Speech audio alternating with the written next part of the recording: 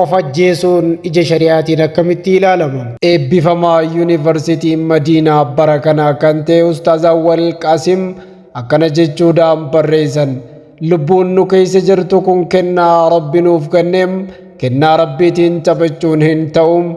Lubbuu nu keessa jirtu kana akkuma namni biraa baasuun dhorkameem ofii keenya sababa taanee baasuun hin ta'uum. Lubbuu waan ajaja Rabbiitiin deemu qofam. Waa'een of ajjeesuu kun duriis inuma jiram, garuu erga miidiyaan babal'atee boodam akka waan aadaa tokkootti yookiin immoo akka waan furmaataa tokkootti yookiin akka waan haara galfii ta'e tokkootti ilaalamaa jiraachuu isaatu mul'ata.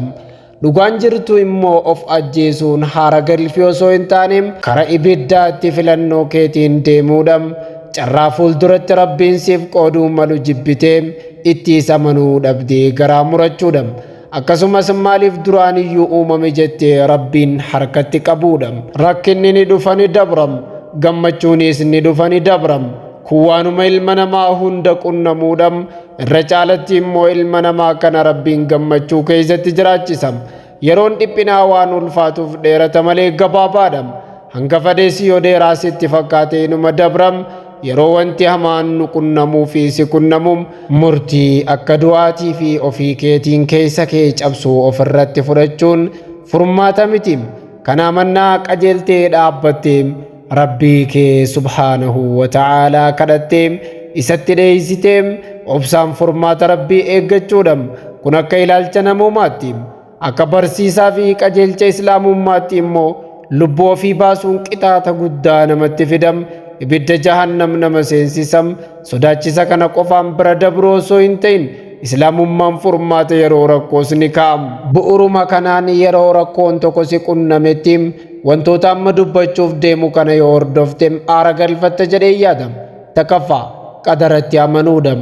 Wanti gaarii fi hamaanis Rabbuma biraa jettee yaaduudham. Yoo wanti gaariin si qunname galateeffachuudham, yoo wanti hamaan si qunname immoo obsuudham.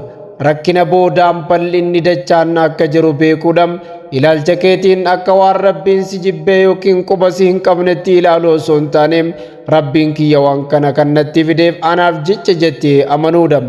Lamam namoota sii gadii ilaaluudhaan. Baay'eetu jira kan sii gadiim fayyaadhaan qabeenyaan bifaan qaama irrachuudhaan sammuu dhabuudhaan rakkina fudhatanii jiraachuudhaan ati immoo rakkina kee fuutee kan sii olii wajjii wal bira qabdee ilaalta taanaan rakkoo guddaadhaaf saaxilamtam. Sadaffaa araarama Rabbii keetii baay'isuudhaan. Wanti araaramni Rabbiin sirreessin hin jirum. Wallaahi ati cubbuu keetirraa deebitee qajeeltee isaan walitti araaramnaan jiruun sitti hin dhiphatu. Inumaatuu namni akka keetirraa haa keessa jiraatu hin jiru. Afur jechoota namni siin jedhuu fi gochoota namni sitti hojjetus dhiifamaan bira dabruudhaan yoo dandeesse immoo waan hamaa waan gaariidhaan deebistee bira kutuudhaan. Shan hidhannoo kee nabiyyootaa fi hordoftoota isaanii godhachuudhaan. Kunis kan ta'u seenaa isaanii dubbisuu fi dhaggeeffachuudhaan.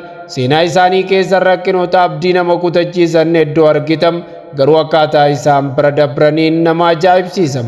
Hundumti isaanii immoo dhiphina sana boodaan bal'inatti bahan kana dubbisuu fi xiinxaluun hedduu nama tasgabbeessam, keessattuu seenaalee Quraanni dubbate. Jaha yeroo rakkina keetti nama sirra yaada qabuun mari'achuudhaan yaadota furmaata ta'an siif qooduun isaani malam. Yaada siif hin mul'atin siif himuun isaas ni malam.